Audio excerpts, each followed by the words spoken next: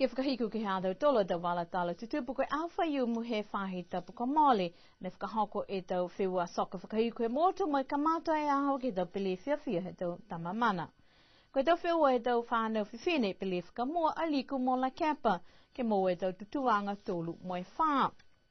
Koe whakahikuanga he whiua nei, kau tū e mtakau hala kepa, koe ue ola halo tolu ke taha he mtakau haliku.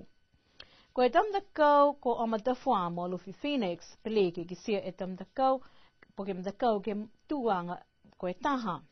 Pese malolo he tamtakau ne ua, kai kautua amatawha ki he minutu whakahiku, koe taha ha amatawha, nā kai whai a Luffy Phoenix. Koe tau whiua he tau whānau tāne whakamua, ke mo e tau tuanga tolu moe whāko tuapa moliku, pele a laua mo kautua tuapa tolu e ola kai nā kai whai a liku. Koe tau kautu poki tamtakau I lunga ko alofi mo vaia. Malolo ua e tamtakau nei ki halo laua tapele mo hu takitahe e tawala.